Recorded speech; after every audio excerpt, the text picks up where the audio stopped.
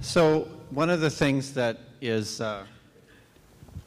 really important in connected health is objective information. We had this insight some years back, and it's been increasingly apparent to me. Actually, later this afternoon, if you're around, I'm going to spend 20 minutes or so in the plenary session telling you about how critical quantification is for behavior change in connected health. But again, the quantification part is really critical. Now, about 2 years ago, I think it was about 2 years ago, there was a spread in July in Wired magazine about this phenomenon which fascinated me of people starting to quantify their own health behaviors. And that led me into the world of quantified self, and I am delighted to say that I got to meet and chat with Gary Wolf, who was one of their co-founders, and Gary's agreed to come be with us for the next half hour or so and tell us a little bit about quantified self. So please come up, Gary. Gary's also a contributing editor at Wired, and really, it's a pleasure to have you here. Thank you. Grab a mic and a chair, and let's Great. sit down.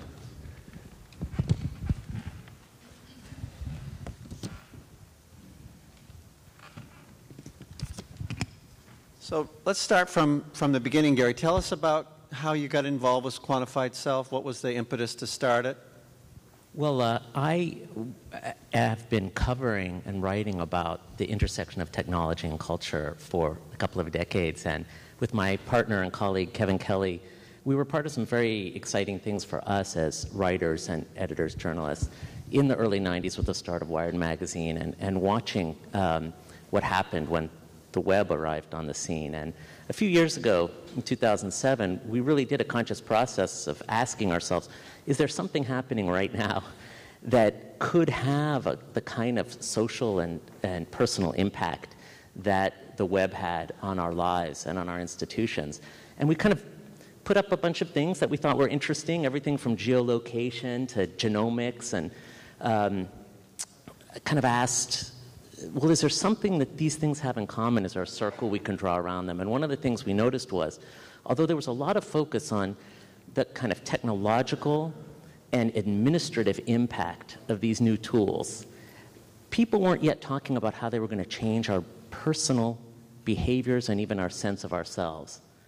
And so we asked, what do these things all have in common? And we used the word quantified, but really quantified really means kind of specifiable, computable. In a sense, it doesn't necessarily mean there's an actual numeral. For instance, a graph, we consider that part of phenomenon of quantification. So quantified, and then the self. And in a sense, that was our way of saying, okay, personal and computing, quantified and the self. What effect will that have on our lives? And we started first, we said, well, let's just put up a blog about it and see if other people care about this. Then we decided to just put out a little, very small call for a meeting. Are you doing this yourself? And it was an electric moment. I mean, right now there's 40 meetings in 10 countries. The Bay Area group of people who are interested in this and doing it themselves is 1,600 people who come regularly and share what they do. At this first meeting at Kevin's studio, we're just 30 of us gathered around, and we'd introduced ourselves, and somebody walked in the door, and Kevin said, okay, you came in late, you go first. And the guy just pulled out his laptop and said, well, I've been keeping close track of my time, how I spend my time and what I do with my time. Opened it up, showed people the graphs, and suddenly it started. And we realized that what we had identified was really something that wasn't a future sort of coming towards us trend, but was a current activity that was just hidden a little bit beneath the surface. And so that's how it started, and it's just continued to grow. So what's been the biggest insight? We're always surprised. I guess one thing I would mention is we're surprised by the breadth of what people are tracking. We knew, I mean, I've been out to Garmin in Kansas, and, you know, we knew that people were tracking their fitness activity, for instance. And we knew that some of what people were considered medical data, like metabolic data, blood glucose, things like that, had kind of moved into the public in the world of training, fitness training, but we've been completely surprised at the range and breadth of what people are putting numbers on. And that's everything from how often they use their dryer to dry their clothes as opposed to putting them on the line, to how good their cognitive function is, using simple assessments, some of which they've designed themselves so that they can correlate that with their diet or their sleep, to their thoughts. A guy came and said, I've been keeping track of everything that I want to remember that I think since 1983. And I have 2 million thoughts and 8 million links. And okay, and this produces this intense reaction, even in us, and we're self-quantifiers, and people ask them all kinds of questions. Some of you may know Esther Dyson, who's a kind of technology analyst and kind of thinker, visionary. She stood up and gave him a little bit of a hard time. He said, you gave a talk in 1993 at this place about this topic. She's like, I barely remember being there. He had externalized her memory inside his memory system, you know? And people said, do you have a girlfriend? You know, which is a very challenging question and shows something about the cultural barrier, right? Because that's a question that says, you're so strange, no one would want to mate with you, right? Or something like that. And his response just silenced the group. He said, people consider it normal to spend 2 hours watching TV a night, but I spend 45 minutes putting the notes that I've taken during the day about what I want to remember into my computer, and it's considered a bizarre human activity. I think I'm actually more normal. And I represent a prototype of normality, you know, that's coming towards us as people have more and more of their lives in location and Twitter and other things automatically entered, so they're not taking hand notes and writing them in a little Unix program or DOS program. That's amazing to witness, like the emergence of new human practices on the ground. Wow, fascinating. Tell us a little bit about, I know when you and I were prepping for this, we talked about how some aspects of this are very related for you personally to healthcare and some are not. Can you dissect that one a little bit for us?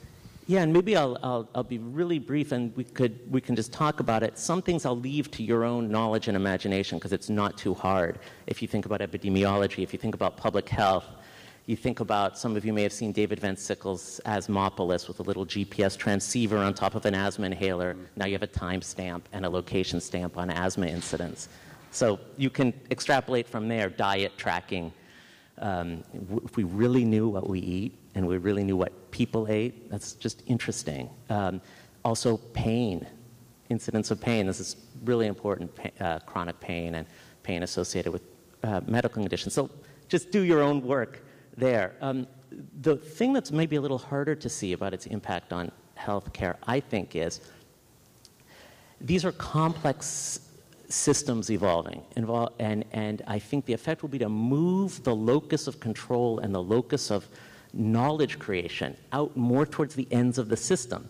Because when you think about it, a really simple example, you go into your doctor's office, you get your blood pressure measured. Even the record of that measurement resides in the doctor's office usually. You may not even remember, except that you may remember you had a diagnosis. Now, it's not just going into a doctor's office with something you looked up on the internet. You may go into a doctor's office with substantially better records of your, just say, blood pressure, but fill in the blank there, than are even available in that context. And with analytical tools that are being provided by cloud-based, you know, services, which will give you graphs and even where you fit in a certain population, and with relationships with other people who are pursuing that type of knowledge in communities, which include experts. So the experts themselves, there may be a doctor who has hypertension who's participating in a community of people who track their blood pressure, right? So even the expertise is kind of moving out. And I think this is going to be a really big challenge, especially since a lot of healthcare is designed to sort of take people and figure out who among them needs to be elevated to another level of kind of more risky, more expensive, you know, more kind of high-intensity procedures. And that's kind of an expert system. The expertise is supposed to reside get better as you go up in that system. But if you're already participating in some self-quantification and interacting based on that, when you get sort of elevated through the RN on the other end of the line to a higher level of care, actually the ignorance may go up, not the knowledge. And just think about that and think about re-architecting healthcare so that the locus of knowledge and knowledge creation changes. That's just interesting. Yeah, I have a couple of follow-ups on that. So that of course, given that this is a healthcare conference, that prompts a few questions. I guess my first is that some healthcare providers actually we've had a lot of experience sort of talking to them about this sort of stuff. Some are suspect of patient-generated data, and they either don't trust the sensor, so there's something there that look down the nose at the Walgreens blood pressure cuff, or don't believe it if it's self-reported. So how does that affect your locus of knowledge creation comment? Yeah, I think that's really accurate in our experience too. And every time we have a meeting, because there's doctors and healthcare providers who come to Quantified Self meetings, and there's always these great electric moments where somebody says something like, here's the evidence that eating butter makes me smarter, and somebody will get up, a cardiologist will get up and say, like, this is really dangerous what you just said. Don't say that, and we get these great dialogues, and I really appreciate them. I think the most important thing to say there is what I'm describing, I think, is a change in the cultural landscape, which isn't vulnerable to expert criticism, really, and that in the end, expertise has to adjust to that change. One of the ways of adjusting is finding ways to improve the practices of people who are involved. And there are ways to improve those practices, and we even see that dialogue happening in our meetings, and this is great. And the criticisms are sometimes accurate. Sure. Blood pressure maybe is a tough case to make because we got pretty good blood pressure. But those criticisms are sometimes accurate. I happen to be on the scene to witness what happened when people running big, complex document management systems took a look at the web. And basically what they said was, this is so bad. Like, why would anybody use this under-featured, insecure, just unimplementable, underpowered system to manage documents within their enterprise? That's dumb, And in the end, they had to go out and meet that technology. They didn't adapt it naively, they made it meet their specifications, but they came over to that side. There was just no way to resist, and I think that's what's kind of happening here. So well spoken.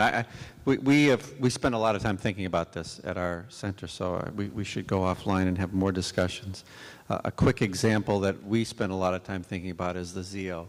Yeah. And comparing that to the sleep lab, right? What did you find? Well, we haven't done any comparison. I mean, they have a lot of science, the Zeo folks do. But my point is just sort of from a process perspective, the sleep lab people are very suspect of something like the Zeo.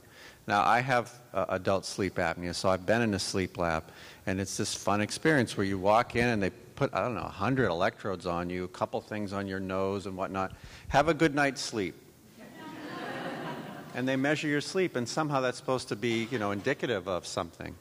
And what I think of that's interesting, and it's not specifically the Zeo, mind you, we're fond of those guys, we don't have any financial interest in them. But what's interesting about the tool is that it's in your home. So maybe it's 80% as accurate as a sleep lab. I'm making that up. I don't know. Maybe it's 60%.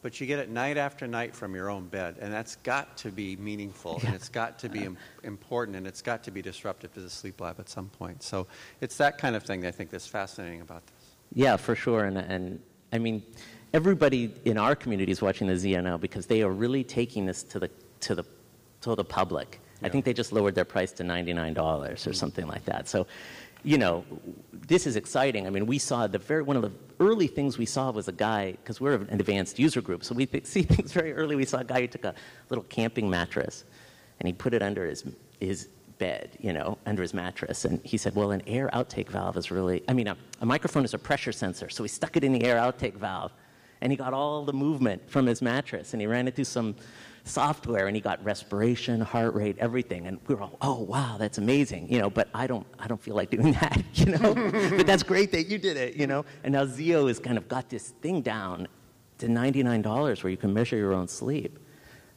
Profound. Yeah.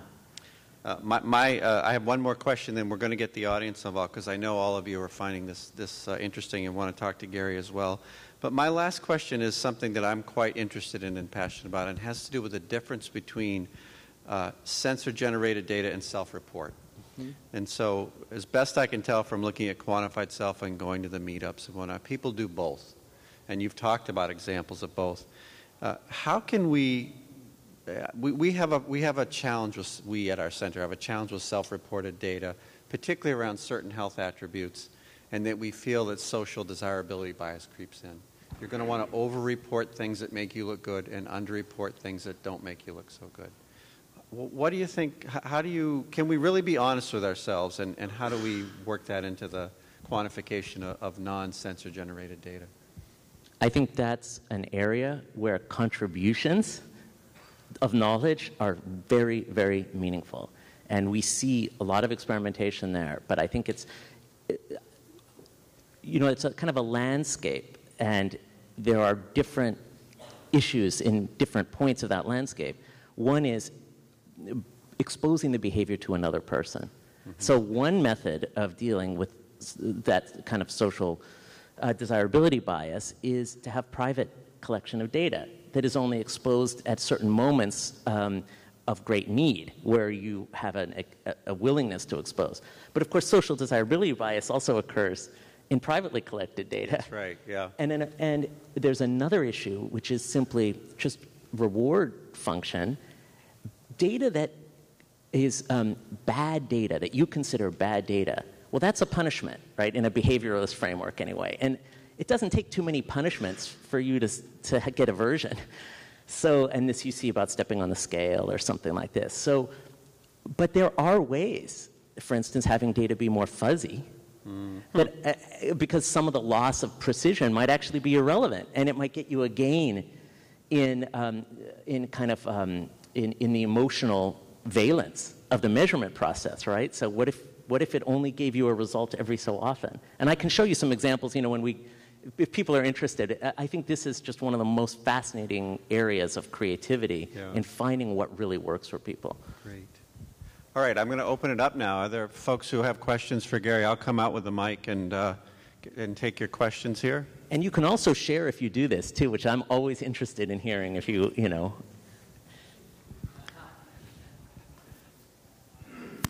Jeff. Thanks. Gary, I've been following you and the movement here for years, and it is fascinating. The question that I have is around engagement.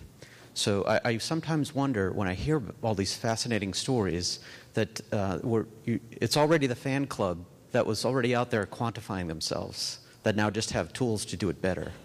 But what I think that there's a lot of value in this, even for physicians on the medicine side. But how do we get the guy who's watching 2 hours of TV at night to be more involved? Because the guy who spends 45 minutes recording his data, he's already engaged with us. So do you think that tools will be the solution to that, or do you think the movement will have to do something else to capture these other people? It's a question that it's a very good question. It's a question that a lot of people have who have a professional responsibility to kind of touch the public, touch the community, and help them with problems they may not be that engaged with in terms of helping themselves. For us, I think we're witnesses to a big change that will have effects on that process. But it's not, let me try to put this really succinctly. The human motivation to get knowledge about yourself varies over time, depending on what your problems are or what your interests are. And I think it's a little bit more, I think there's an analogy to learning. If you ask yourself as a teacher, how can I get those students to consume what I'm telling them? You're really climbing a hard road, right? Like, if the student doesn't want to consume what you're delivering to them, you can have all the tricks in the world and you might get there, but you're not going to get there very fast, and you're not going to get very far. When you're talking about learning, you're talking about a collaborative process to reach some kind of common goal. And that's the context in which this stuff has to happen and will happen. And so, the person who doesn't care about knowing themselves using these really powerful tools might be reached by sort of cultural trends that impact them, not from the healthcare world, but from people that they know, at the moment when they have something that they really care about. And one of the things we've noticed, which is sort of encouraging, is it's hard to get results, right? People might track their diet and be interested in that, but they still don't necessarily lose weight. And nonetheless, although people don't necessarily reach their results, there's a curiosity factor. And so this is really fascinating. You would think nobody will do it if it doesn't give them like a real consequential result that's meaningful, but it's not actually the case. What gets spurred is a kind of curiosity and an engagement in a process. And that process sometimes spreads, like they stop tracking their weight, but then they start tracking their sleep. You know, and so they discover that there's a way of relating to themselves that's a new way. And I think it will have an effect on what you're talking about, but it's not an answer. I have to, let me, I'm going to follow up on that. Maybe we'll do that later. Let me, because I want to get folks to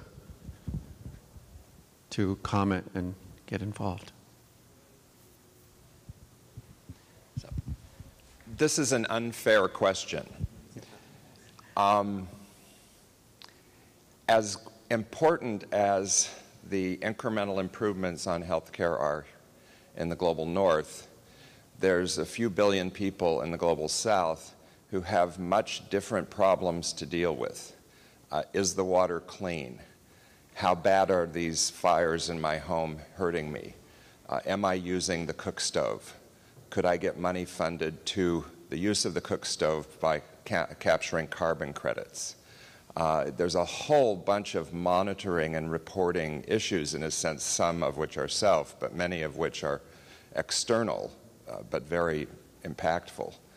Is there potential for this technology to affect things like the anticipated non-communicable disease epidemic in India, where you have huge numbers of young people about to grow into, with inappropriate behaviors, the age group when that becomes an issue, and also addressing these other kinds of what could be characterized as more life-threatening problems for this group of folks? I think there is, but I don't, I think this is, I appreciate that question, I should say. And I think there's a rich vein of investigation there. When I started this process, it's a research process for myself too, I considered it part of a larger story which I called the macroscope. And it's, microscope, telescope, macroscope. And macroscope is just distributed data gathering plus computing. And that data gathering could be water sampling, air sampling. I mean, even still in this country, if you report a noxious odor, the state, department, air quality department sends somebody out and they get out of their car and they smell the air, right? I mean, that's how we do it in Berkeley, California. So, I think there's a tremendous potential for generating knowledge from these technologies that are not sort of focused necessarily on personal behavior. But I leave it to you, in a sense. Maybe time for one more question. If not, I'm going to go back to one if there isn't one. But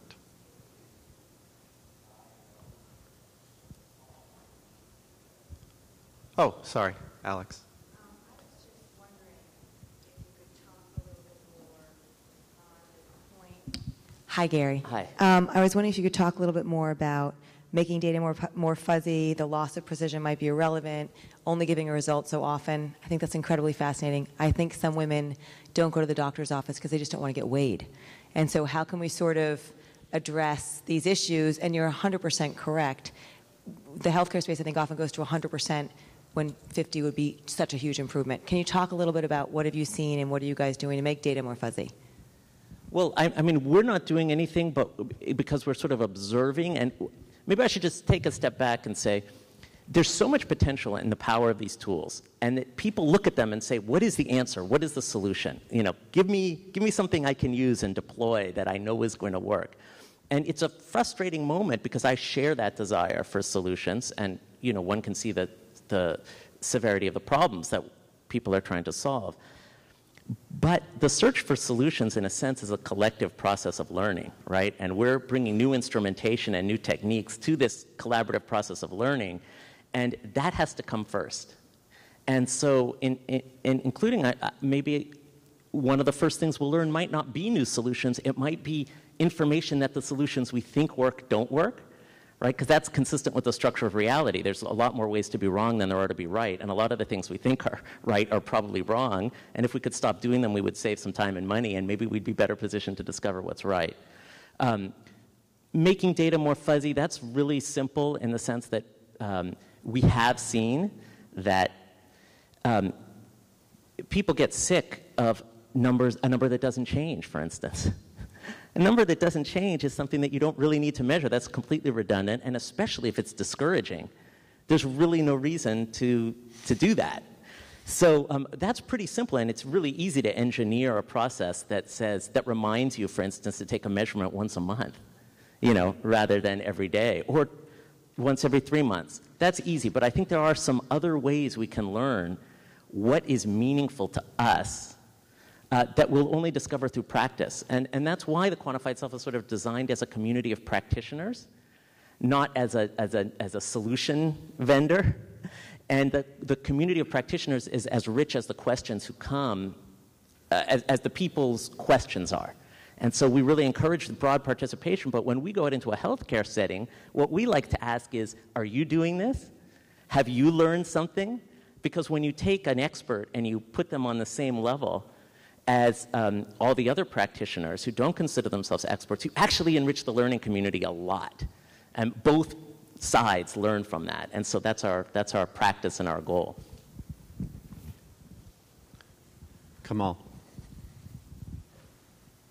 Hi. So I'm incredibly fascinated by your work. And my question was a little bit more about the fact that you said that quantified selfers are a small group, and they're probably more comfortable just tracking their data on their own, maybe not sharing it with others, and maybe even feeling that they're a little bit different than other people.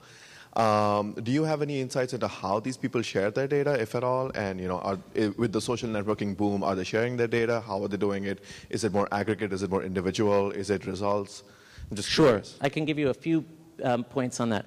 One is the quantified selfers are different in the sense that they're more willing to tolerate broken or difficult technologies.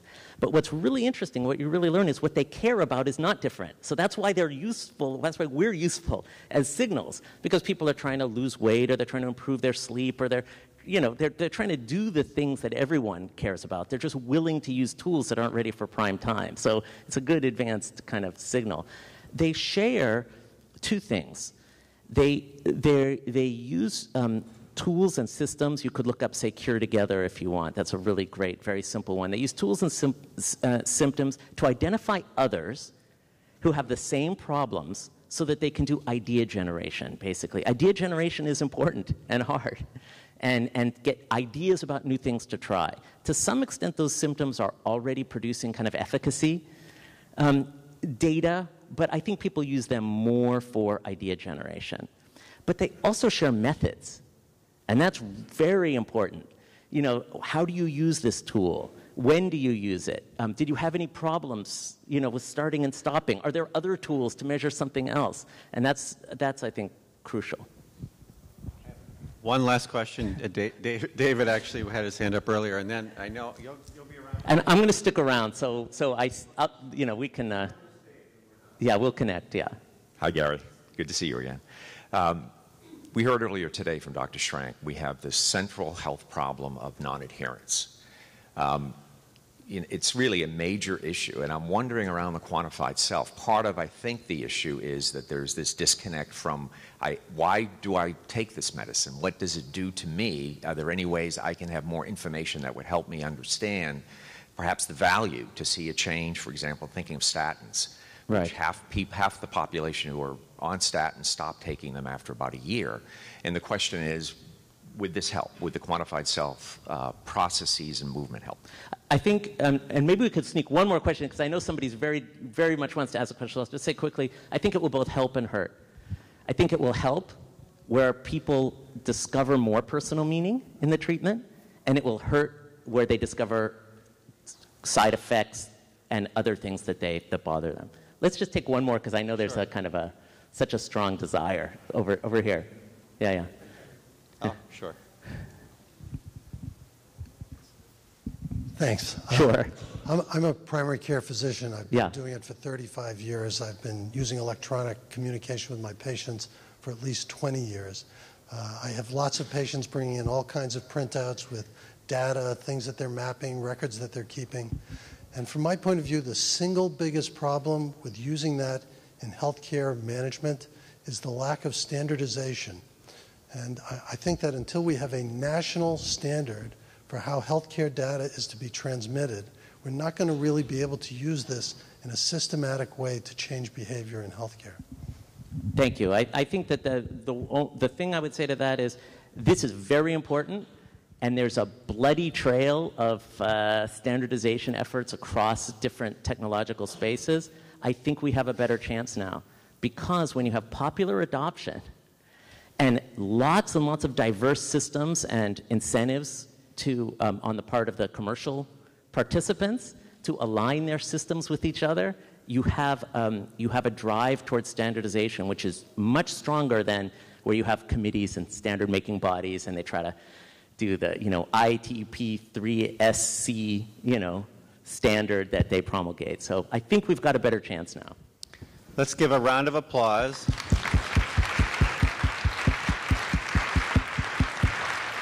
Thank you. So Gary, it's quantifiedself.com. And your own information, do you have your own website as well? I'm very easy to find, and Gary Wolf, if you search for me in Quantified Self, you'll find me. Okay, great. Yeah. Thanks, everybody. Thank you.